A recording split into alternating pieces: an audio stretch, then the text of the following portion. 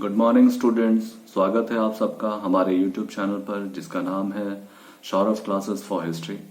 आज मैं आप लोगों के सामने एमए सेमेस्टर 1 के पेपर FC1 जिसका नाम है प्रिंसिपल ऑफ हिस्ट्री, इसके यूनिट 5 से एक टॉपिक आप लोगों के सामने लेकर उपस्थित हुआ हूं। इस टॉपिक का नाम है वानभट्ट। वानभट्ट के विषय में हमें या वानभट्ट के दर्शन के बारे में हमें जानना है कि वानभट्ट कौन थे और उनकी प्रमुख रचना और उनकी प्रमुख रचना के दर्शन क्या थे, उसका आधार क्या था। तो हमने इस विषय को मुख्यतः 4 भागों में विभाजित किया है। इसके प्रथम भाग में हम इसकी पृष्ठभूमि या इसका इंट्रोडक्शन जिसको आप कह सकते हैं उसको रखेंगे। इसके दूसरे अध्याय में हम उसके प्रमुख रचना हर्षचरित्र, जिसमें उन्होंने हर्षवर्धन के काल का वर्णन किया है, उसके विषय में कुछ प्रकाश डालेंगे। तत्पश्चात हम उसकी विशेषताओं को इंगित करेंगे और अंततः हम उसके निष्कर्ष पर अपनी प्रतिक्रिया व्यक्त करेंगे। तो इस प्रकार इन अध्यायों के हिसाब से हम अपने इस विषय को कंप्लीट करेंगे।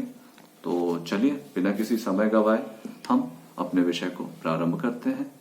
वानभट्ट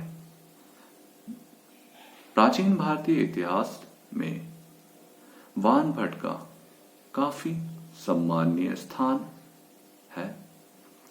वानभट्ट ने हर्षचरित्र की रचना की और इस रचना से वह इतिहास में प्रख्यात लेखक के रूप में स्थापित हुए।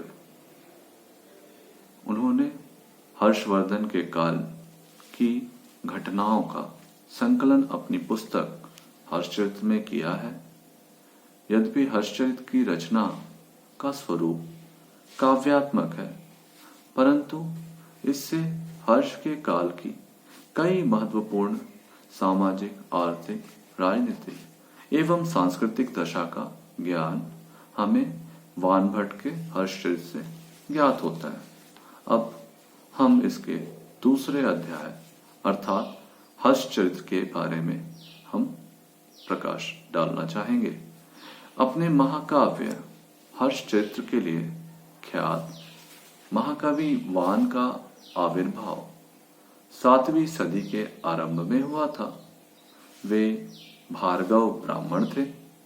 इतिहास लेखन परंपरा उन्हें वंश परंपरा में उत्तराधिकार के रूप में प्राप्त हुई थी।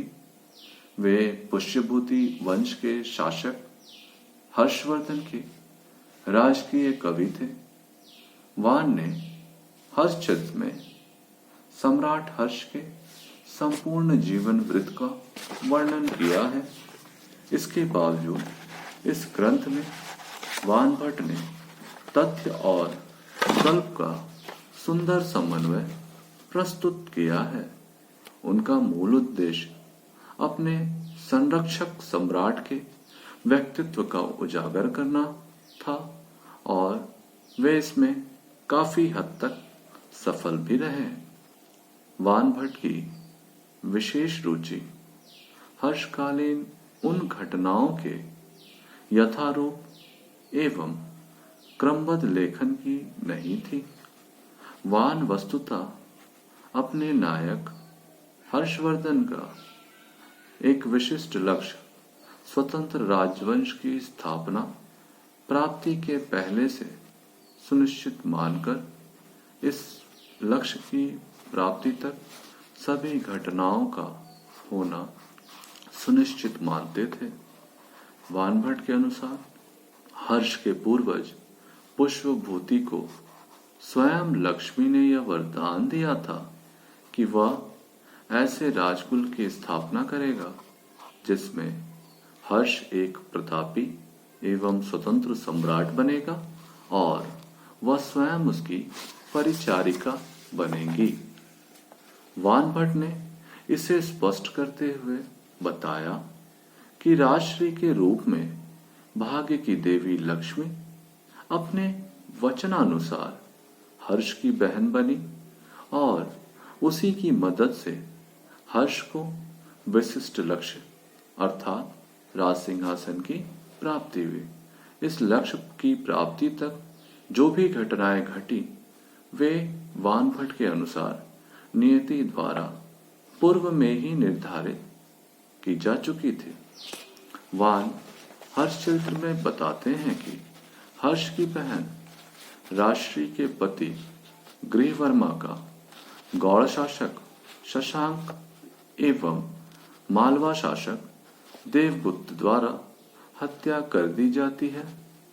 इसके पश्चात राजश्री के बड़े भाई राज्यवर्धन द्वारा बहनोई की मौत का बदला लेने जाना, परंतु शशांक द्वारा राज्यवर्धन की भी धोखे से हत्या कर दिया जाता है। इस कारण हर्ष अनिच्छा से शासक बनता है तथा बहनोई और भाई की हत्या का शत्रुओं से बदला लेने के लिए शपथ उठाते हैं। इसके लिए वे एक विशाल सेना के साथ प्रस्थान करते हैं, किंतु इसी बीच उन्हें ज्ञात होता है कि उनकी बहन राजश्री कारागार से मुक्त होकर विंध्याचल के जंगलों में चली गई है। हर्ष सेना का संचालन सेनापतियों को सौंपकर जंगल की ओर प्रस्थान करते हैं। बौद्ध भिक्षु दिवाकर मित्र की सहायता से हर्ष ठीक उस समय अपनी बहन राजश्री को ढूंढ निकालते हैं जब वह उनकी जो बहन थी सती होने जा रही थी। इस प्रकार से हम देखते हैं कि हर्षचरित में वानभट्ट ने इस तरह के विचार प्रस्तुत किए हैं।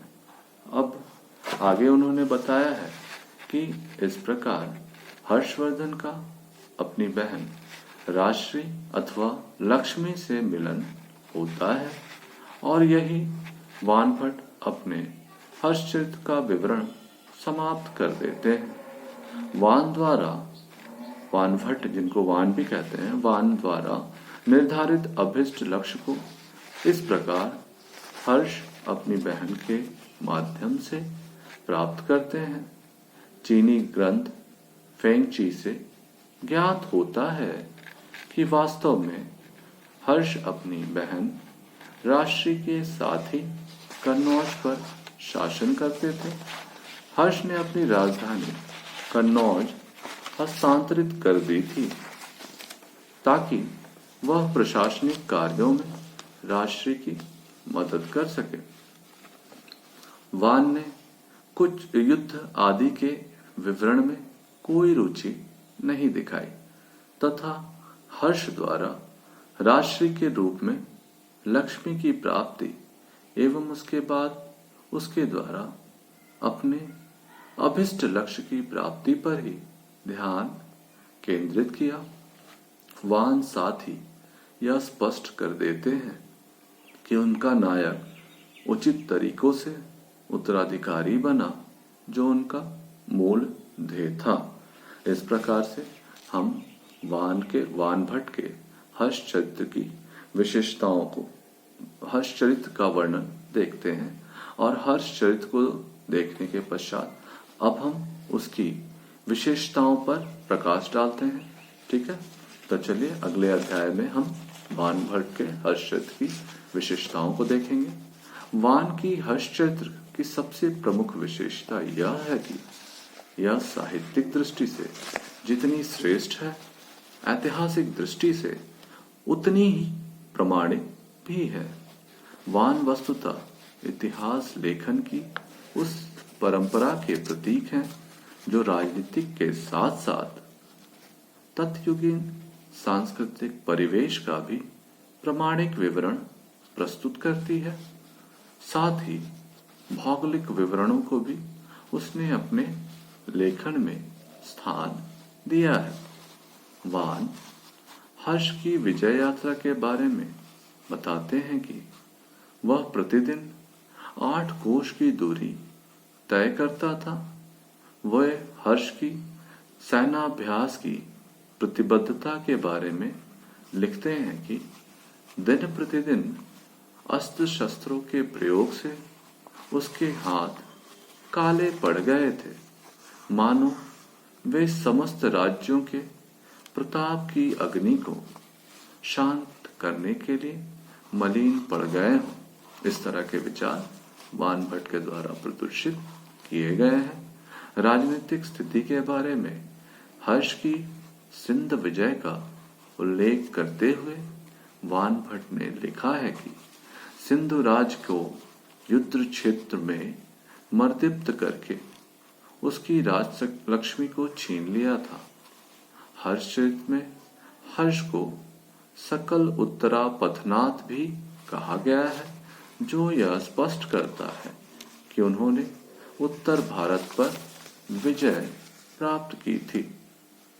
अन्वेषणों से पता चलता है कि सती प्रथा, राज्य विस्तार, ऐतिहासिक चरित्र आदि सभी तथ्यों का संकलन इसमें किया गया है, किंतु इन तथ्यों एवं घटनाओं का क्रमबद्ध क्रम प्रदान नहीं किया गया है। इसका मुख्य कारण यह है कि उसने अपने नायक हर्ष द्वारा एक विशिष्ट लक्ष्य की उपलब्धि पर ही सारा ध्यान केंद्रित किया, जिसमें विभिन्न घटनाएं अनिवार्यता परिणत होती गई। अब जब हम इसकी विशेषताओं को देखते हैं, तत्पश्चात हम इसके निष्कर्ष पर प्रकाश डालेंगे। यही कारण है, निष्कर्ष में यही कारण है कि वान को जहां कुछ इतिहासविद एक इतिहासकार की श्रेणी में रखते हैं, वहीं अधिकांशतः विद्वान उसे काव्यकार के रूप में ही प्रतिष्ठित रखने पर सहमति देते हैं। हमारे विचार से भी हर्षचरित कोई ऐतिहासिक ग्रंथ नहीं था, किंतु वानभट्ट की प्रवृत्ति हर्ष का राजनीतिक इतिहास लिखने की ही दिखाई देती है। उनकी शैली क्योंकि महाकाव्यों से के जैसी थी, इसलिए उनको इतिहासोन्मुख तो कहा ही जा सकता है। इसी विचार को ध्यान में रखकर हमने हर्ष को प्राचीन भारतीय इतिहासकारों में गणना हेतु मान्य किया है। उनके इतिहास लेखन को तात्कालीन परंपरा अंतर्गत ही देखना होगा, आधुनिक अथवा पाश्चात्य पद्धति से नहीं। इस प्रकार से कुल मिलाकर हम देखें तो वानभट्ट का जो हर्षचरित है, उसकी जो पद्धति है, जो उसको लिखने का तरीका है, उससे यह स्पष्ट होता है कि हर्षचरित वानभट्ट के द्वारा रचित एक ऐसी रचना थी जो उसने हर्ष के समकालीन कवि होने के नाते लिखा था। यद्यपि यह इसकी जो शैली है, यह काव्यात्मक रूप से रची गई है, लेकिन इसमें हर्षवर्धन के ऐतिहासिक स्वरूप का वर्णन और ज्ञान प्रदान करने की चेष्टा की गई है। इतिहासकारों के बीच मतभेद का कारण यह है कि उन्होंने इसकी शैली को जो महाकाव्यों से प्रेरित बताया है, इस कारण वे वानभट्ट को इतिहास की श्रेणी में नहीं रखते। लेकिन जब हम हर्षवर्धन के जीवन चरित्र के विषय में जब हर्षचरित से ज्ञान प्राप्त करते हैं और वानभट्ट की लेखन शैली को ध्यानपूर्वक अवलोकन करते हैं, तो हमें यह ज्ञात होता है कि वो हर्षवर्धन के राजनीतिक घटनाओं को अपने हर्षचरित में कलमबद्ध करना चाहते थे और उनके इतिहास को बताने का प्रयत्न भी करते थे। इस प्रकार से उनकी जो शैली है वो काव्यात्मक होने के बावजूद ऐतिहासिक प्रतीत होती है। इस आधार पर हम इसे ऐतिहासिक ग्रंथ के रूप में भी मान्यता प्रदान कर सकते हैं। तो ये हमारा आउटकम देख सकते हैं हम लोग। तो इस प्रकार से हम अपने इस विषय को यहीं समाप्त करेंगे। मुझे पूरी उम्मीद है कि आपको यह जो विषय है वो पूर्णतः समझ में आ गया होगा। अगर आपका कोई भी इससे संबंधित सवाल है तो आप अपने सवाल हमें लिखकर भेज सकते हैं, हम उसका जवाब अवश्य आपको देंगे। तो आज के लिए बस इतना ही। हम कल फिर आएंगे एक नए क्लास के साथ। तब तक के लिए धन्यवाद।